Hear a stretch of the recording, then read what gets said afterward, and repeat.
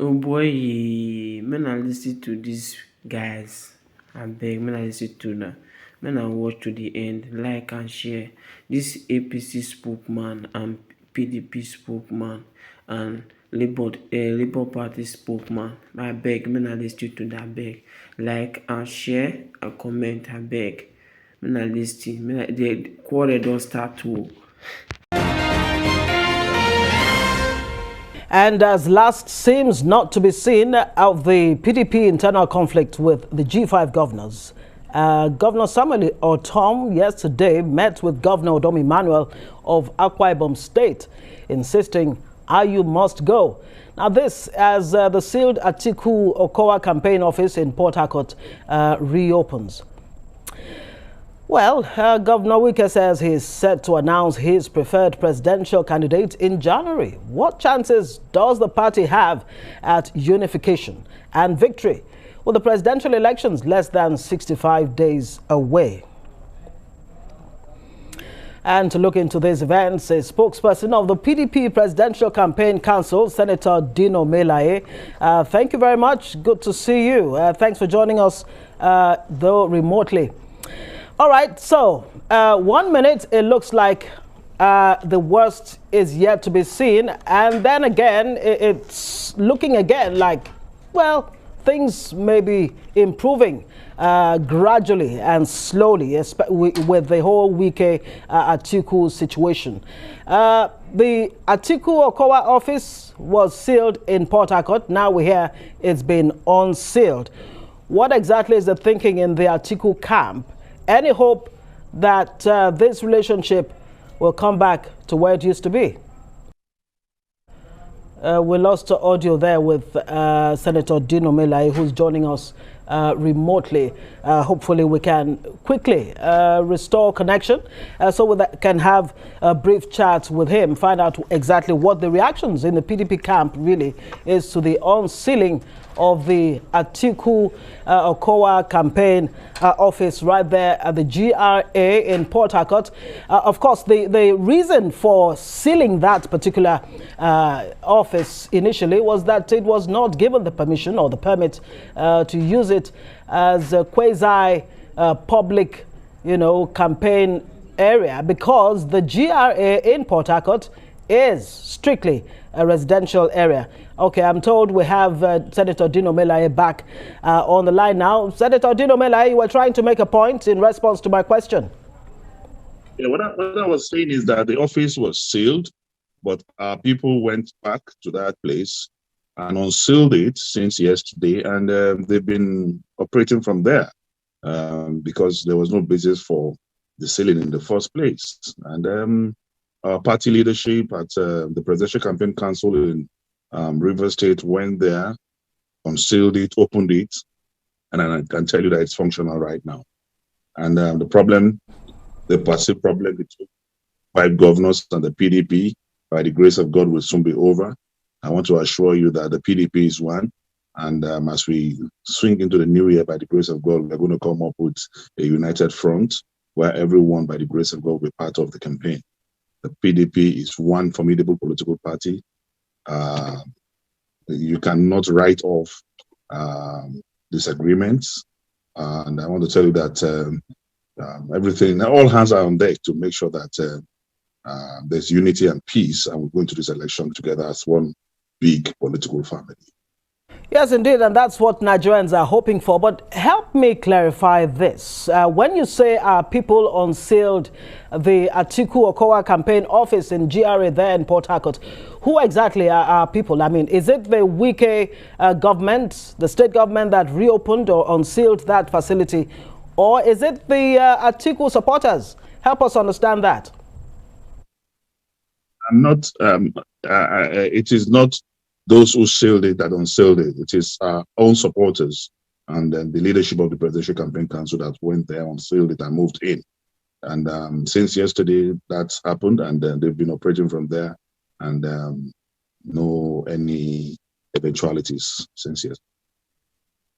But Governor Wike, Nyesom Wike actually insists that there are some, people who are trying to foment or cause violence or trouble in Rivers State, and that's part of the reason why that facility was sealed in the first place. And now, when you go ahead against the Executive Order 22, which Wike signed weeks back, is that not taking things into your own hands? Section 1(3) of the Constitution is very, very clear that any other law in the Federal Republic of Nigeria that is not consistent with the provisions of the Constitution to the level of its inconsistency shall be null and void.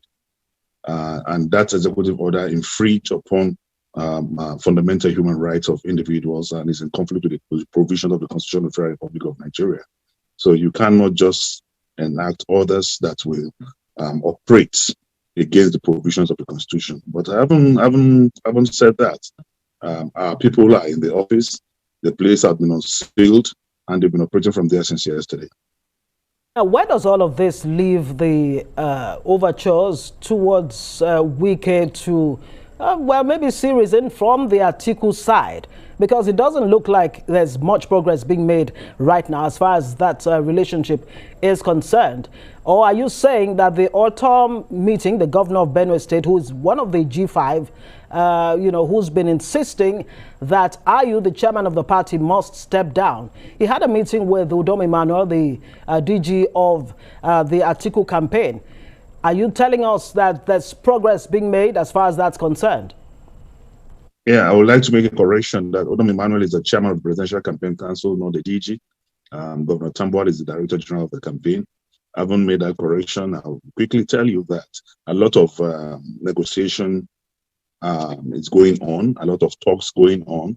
And you will recall that even sometime last week, the Director General of the campaign with the Governor of Sokoto State met with Autumn, the Governor of Benue State. Now, again, Udom Emmanuel met with Autumn.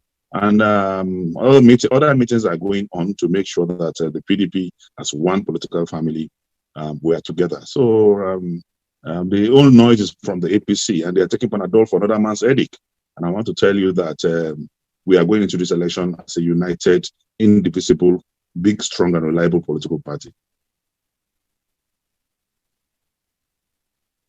Noise and hoopla about goings on within the PDP. What's that really got to do with the APC? Because what they're saying, all observers, what they're saying is that the PDP is not willing to step down as far as the top people who are concerned. Ayu, for example, he's not willing to make the sacrifice in spite of the fact that it could cost the party the presidential election in 2023. Who really should be making sacrifices at this point? Is it Atiku? Is it Ayu himself? Or who? Or Wike? Not everything that is politically correct, that is expedient. And it will be very, very illogical to start making some very serious changes at the eve of election. To be, to a constitutional crisis where, but I want to assure you that, like I said, it is just a domestic issue. It will be settled domestically, and we're going to go into the elections. And I want to tell you that the crisis have no capacity or potency of stopping Atiku from becoming the next president of the Federal Republic of Nigeria. Nigerians have decided that they want a change. Everyone is tired of 7 years of insecurity, of hunger, of pervasive insecurity all over the place, bad roads, health problems, economic problems, no unity in the country. The country is more divided than any other time in our national history. And we want to change the change. And everyone is aware that Atiku, by the grace of God, is the next president of this country. So the earlier everyone joined the train, the better for us. But I want to tell you that we will solve our problems, but these problems really have the potency or capacity of stopping Atiku from becoming the next president. That's a capital no. Capital no. Dino Melaye, Senator, will put you on hold. Of course, when we return, President Muhammadu Buhari celebrates 80th birthday as serving president. Stay with us. Welcome back, everyone. I am Ngozi Alebu. You're watching This Week. President Muhammadu Buhari on Friday attended a special birthday celebration in his honor a few days after he clocked 80 years. Now, the symbolic celebration at the State House held 5 months before his exit from his final tenure in office. The president has received several birthday wishes, including that from the PDP presidential candidate Atiku Abubakar, wishing him good health to lead.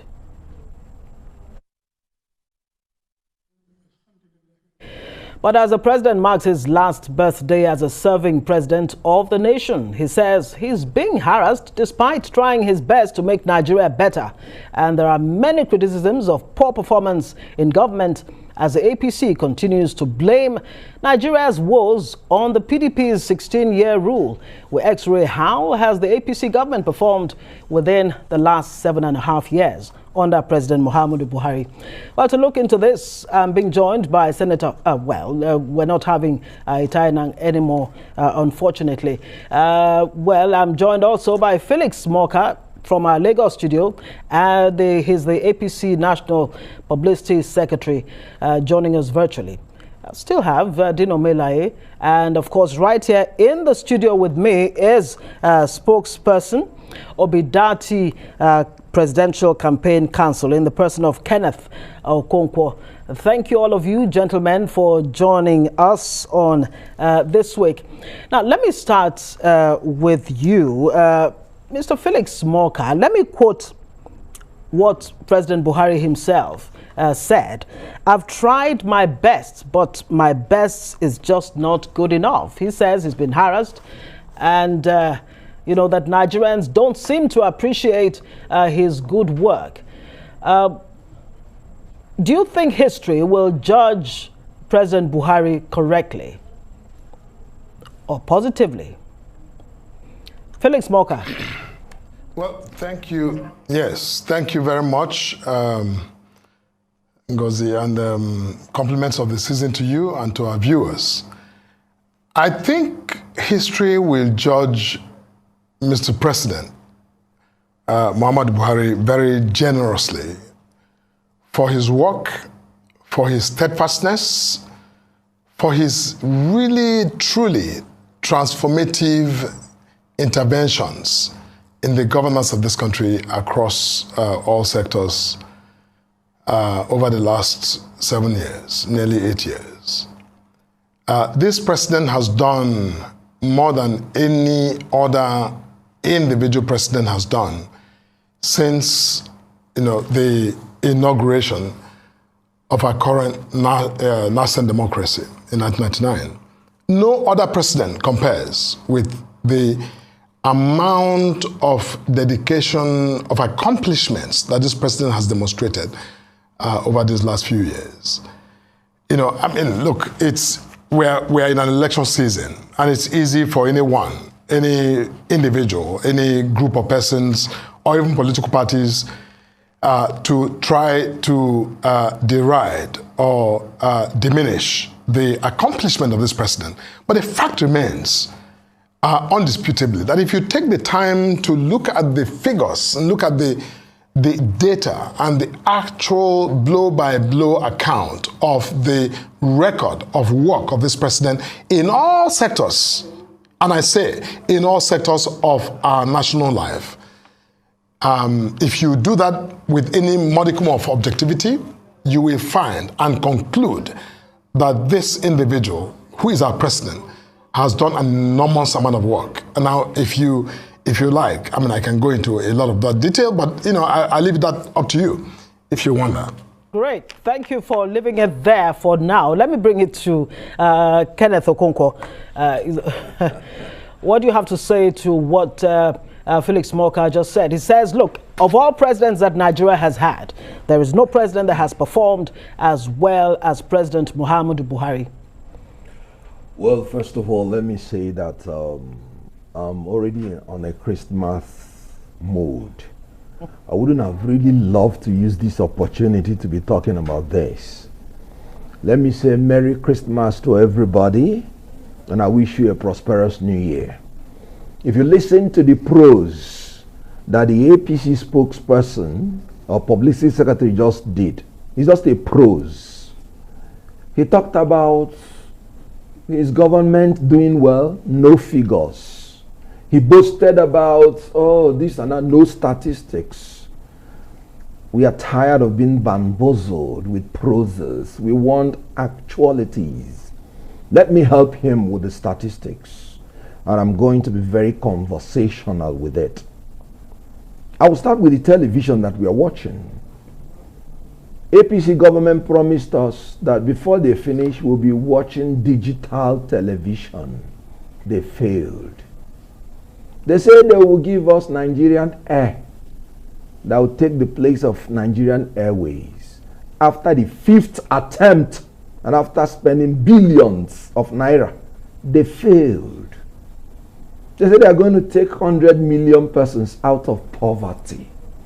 They ended up taking in 133.3 million persons into poverty. They have been busy building pyramids of poverty consistently. They said they were going to, give us 1 naira to $1, and they are ending up giving us 1,000 naira to $1. They met an inflation figure of about 9%. Today we have about 20-something%. Yeah, Kenneth, I could let you go on, but what about what people are saying are Buhari's legacies in infrastructure development, that he has done a lot.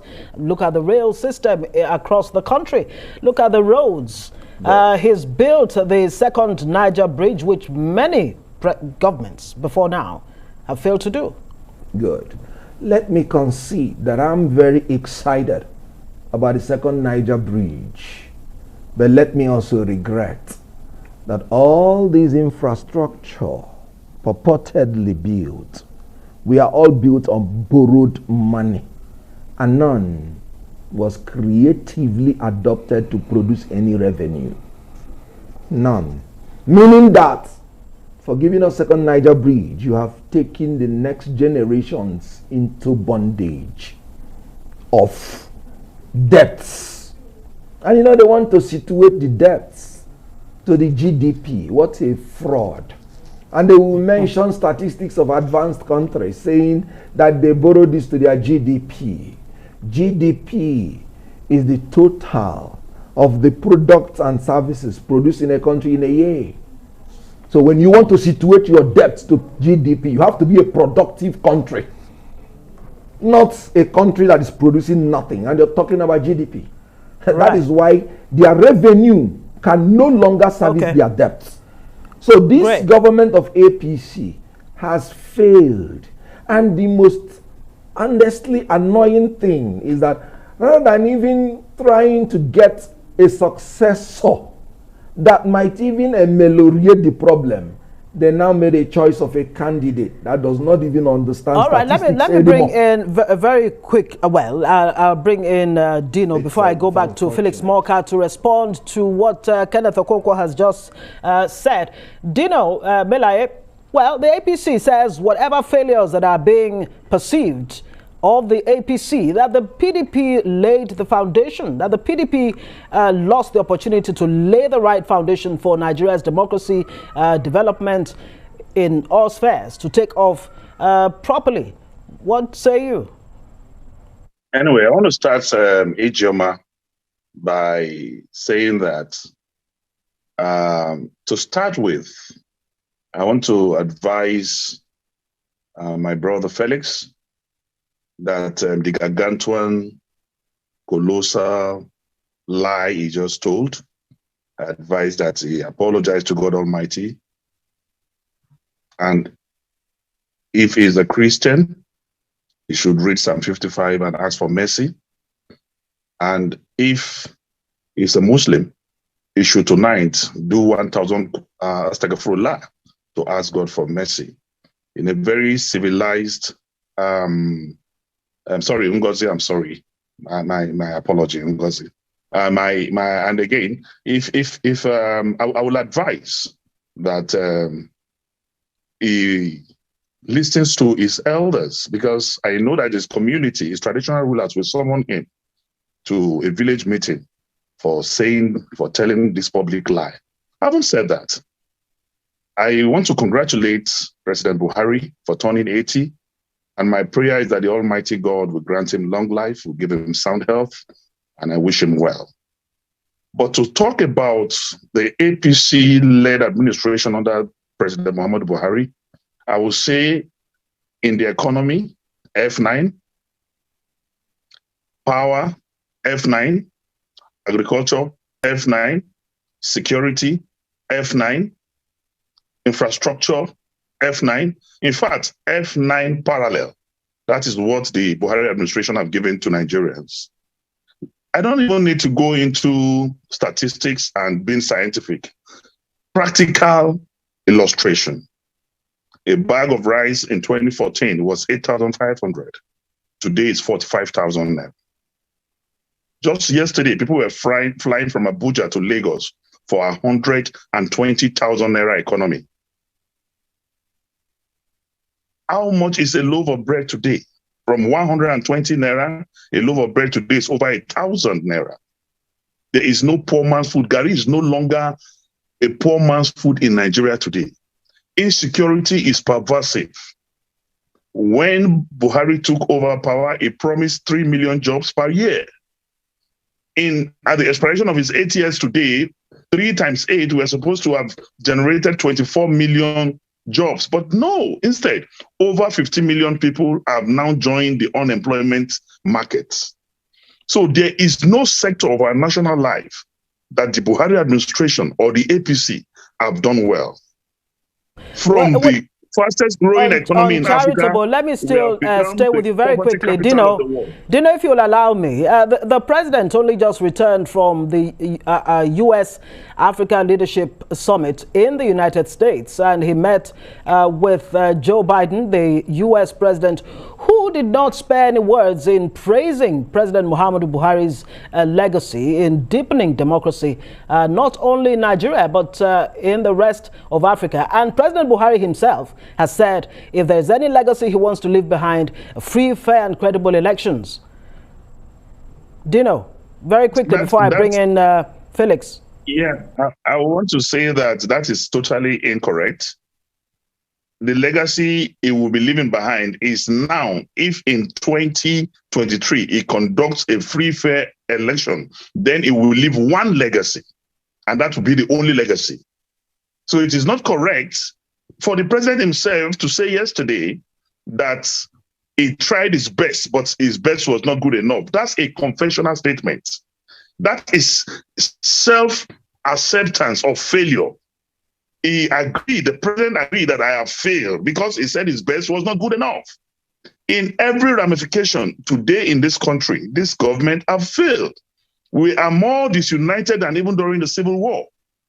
The unity of this country is more important than the economy and other. But today, there is no unity in this country. There is, agitation in every part of Nigeria. There is poverty all over our faces. From the fastest growing economy in Africa, we have become the poverty capital of the world. So what I'm saying in essence is simple, that the APC have brought nothing other than pain, sorrow, death, insecurity to this country. And let me bring in Felix. Nigeria. You cannot. That is why I sympathize. That's why I sympathize with Felix, because you cannot speak about APC without looking stupid. You cannot speak about APC. That's all right, let me bring in Felix. So, it would not be fair if I allow you to continue. Felix Moka, I'm sure you heard everything.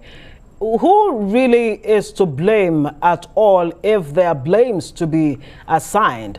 Would you say that the APC has been in the driving seat of governance in the last 7.5 years in Nigeria? Or is it President Muhammadu Buhari?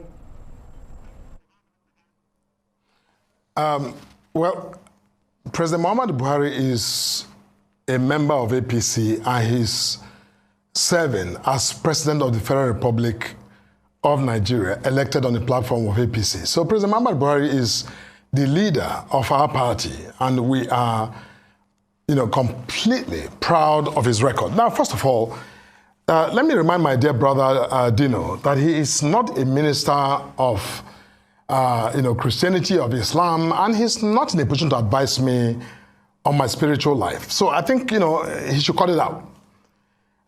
Second of all, I think that, President Muhammad Buhari, in his modesty, in his, understandable modesty, will make comments that does not in any way undercut the magnitude of his contribution to the national life of our country. Now, Dino talks about, APC being unable to unite Nigeria. I mean, is that even something that Dino should be saying? My dear brother Dino, you shouldn't be saying that. Now, listen, look at your party. Atiku Abubakar, who is your presidential candidate that you speak so, eloquently about, has been unable to begin to unite a small political party in this country, the PDP. How does he intend, where does he intend to find the capacity to unite Nigeria? You see, when you say that, it's easy to say. Words are free. You don't pay any money for words. So you can say what you want. But the fact of the matter is that this country is by far more united than Atiku Abubakar, your presidential candidate, has the potential to even aspire to unite. Governor Wike, just a few days ago, maybe yesterday or a couple of days ago, completely sealed the premises of your party. Now, why is it so difficult for your candidate who promises to unite this country to bring Wike to the table and actually work out the, difficulties, whatever it is that is, completely turn your party to pieces? Why can't he actually do that? He can't do that. You want to convince Nigerians, these 200 million or plus Nigerians, that he has the potential, the capacity to bring the entire country together with all of our complexities. You know what, listen, you can speak those words if you like, but I don't buy it, and I know that millions of Nigerians don't buy it because there's no shred of truth to it. Now, about my brother Kenneth, look, the fact of the matter is that, we are just 7 years plus into our administration. We took power and government from a party that was in office since 1999 that did nothing except the profligate use and appropriation of national resources. $60 billion of our foreign reserve was completely frittered away with no record, nothing at all to show.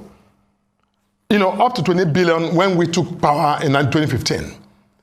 How dare anyone, whether yourself or Dino, speak to, economic accomplishments? Dino Melaye, my dear brother, you know as well as I do, and I think many Nigerians know, that your government of, about 16 years completely made a huge, humongous mess.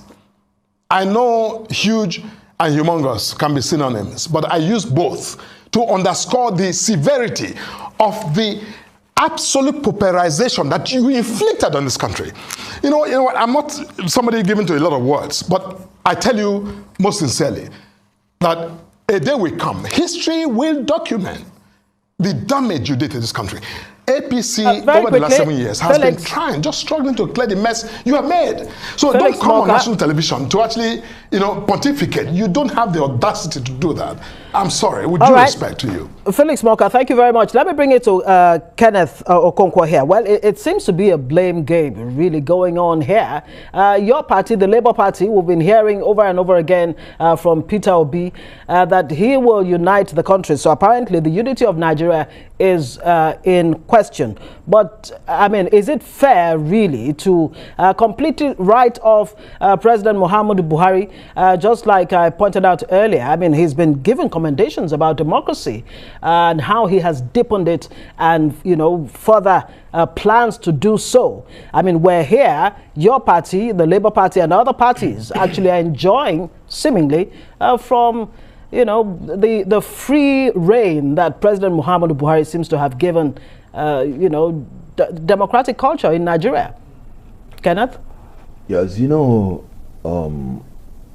at one time in history, I had confessed my personal likeness for President Buhari. Unfortunately for him, I love Nigeria more. If I have the facts that I would have used today to defend him like I defended him in the past, I would say so. But one thing I forbid is telling myself a lie, because to thine own self be true. There is nothing on the table for me to use to defend APC. Nothing. And that is why when both of them are talking, I don't know what both of them are still waiting in their parties. They should make a competition on who failed more. The competition between PDP and APC is who failed more, because both of them are failures. Let's take the issue of power. I saw Atiku Abubakar personally saying that on the eve of their leaving office, they commissioned 5 companies and gave them almost all the money for power. And he confessed that unfortunately, they did not deliver. For going almost 24 years, we cannot even have power. These two parties, both of them are sharing 71 months of ASU strike at home. When one party, like I said, when one party PDP is talking about unity, excuse me, please, let me say one thing about unity. You don't give what you don't have. This is 7 months after the presidential primary election. 7 months. And the party PDP is still irretrievably and irreconcilably differing on issue. What are they differing on? Power and money. Nothing else. Now, Ayu is established by Wike that he is corrupt because Wike presented facts and Ayu has not satisfactorily disputed them. Why has he not resigned? Now, the 5 governors, I must confess, are even lenient to be insisting that the concession they need is Ayu resigning. Actually, they should be talking about more. They should be talking about Atiku himself stepping down.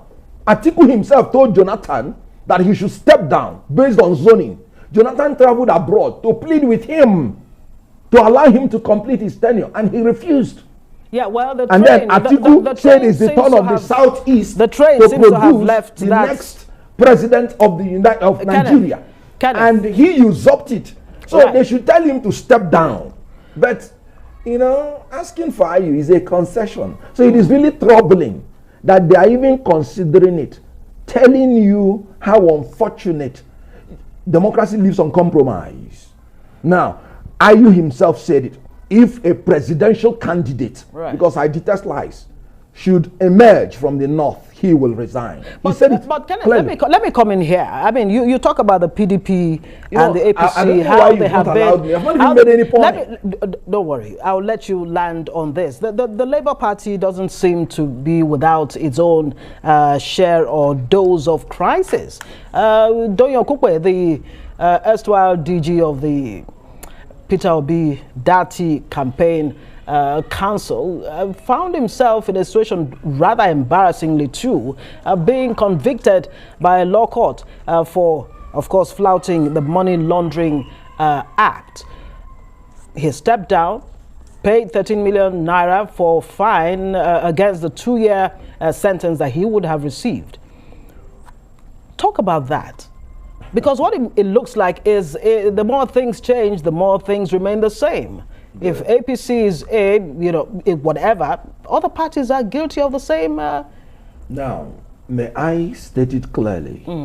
The act that Doyin Okupe performed, that he's been held accountable by the court, was done when he was the senior special assistant to the president of PDP extraction on public affairs. Let's make it clear. So you should be asking PDP why they employed somebody and could not even give him the right to explain to him the legal implications of his act in a law that they made. Yeah, but the Labour Party still allowed him to become the DG of the party in spite of the fact that he had this burden of a case around his neck. Good, that's where I'm coming in. Because the issue at stake is that constitutionally he's innocent until proved guilty. Secondly, it was an act done before he came into Labour Party. And when you're entering into a party, by constitution, you're free to enter any party, and nobody has any power to stop you. Right. Except there is constitutional limitations. That's not the question. The question is... That's what I'm saying. Yeah. So he came into the party. He is suitable for the DG by all ramifications. He's not convicted of any crime. And the crime he was convicted of is not based on dishonesty and corruption that would have disqualified him to occupy any political post. Right, the judge said that much. Good. So it has nothing to do with Labour. And it was sound judgment because he has the commensurate political survey to deliver as the DG. So we don't have any problem with that. The problem we have is we had a party called PDP that employed somebody at that level and gave him money authorized by the president, and he received it from the department he was reporting to, Office of the National Security Advisor, and they gave him the money. He did not choose any mode of payment. He was paid. He used it to run his office, and let run, he was subjected to the law. So he was not aware that, you know, collecting such huge amounts of money without going through a financial institution is against the law. He's not a lawyer. He made it clear that he was not aware. And you know, these are all relatively new laws, and nobody has been held accountable before then. So non-lawyers, in all honesty, will not be as, you know, will not have a mastery about the situation like lawyers would have done. Okay, let me quickly go back to Felix Morka before I bring Dino back. I'm sure he's itching to respond because he just, you know, actually alluded to the fact that, well, Donyo Kukwe actually came from the cloth of the PDP. Dino, you were saying something? Yeah, I said you're taking Felix Morka for a second round when I'm still waiting. Go ahead, go ahead. Yeah, basically what I want to say is that before I respond to the last statement, I want to educate Felix that Atiku is not just a unifier, that he has met with the Wike group 5 times. And that is a capacity of leadership, that is a capability that he will use in uniting this country. He has shown maturity, he has shown a lot of dexterity, he has shown a lot of capacity. I haven't met with them 5 times. It is because of his political magnanimity, it is because of his maturity, it is because of his capacity to unite people together that all these 5 governors are still in PDP today. They have not moved out of PDP. Unlike their own party, where Dogara moved out, Babachir Lawal moved out. Today, the president of the Federal Republic of Nigeria have no representation, his party have no representation in the National Assembly. His House of Rep member representing him in Daura moved out of the party to the PDP. The senator representing the president today moved out of APC to the PDP. But the Atiku has been able to hold these governors together, and they should wait to see how this will end. They are all going to work for their party. Democracy is noisy all over the world. In every family, there are bound to be disagreements. There are bound to be infraction. But have they denounced that family? I would say capital no to that. Then coming back to the issue of Labour Party and the insinuations created by the spokesperson of the Labour Party. Anyway, I will not want to go into the details of the Labour Party. As far as I'm concerned, it's like Andrew Liver salt. You know, once you pour into water, it bubbles, then after some minutes, it just goes down. It's an euphoria. With time, it will go. It will go away. Their time is evaporative and has an expiry date. The party itself. So what I'm saying in essence is that is Okonkwo telling us that their party did not carry out a due diligence before appointing a director general? This case precedes his appointment. Did you not carry out a due diligence to know if somebody is having a corruption case or not, or is having a criminal trial or not, or it has? So it speaks the type of party they are running. It speaks volume about the capacity and capability of the leadership of the party. And I am so surprised that Okonkwo is talking as if he has been a member of Labour Party since 1999. Himself and Peter Obi, who disobeyed Law 5 out of the 48 laws of power.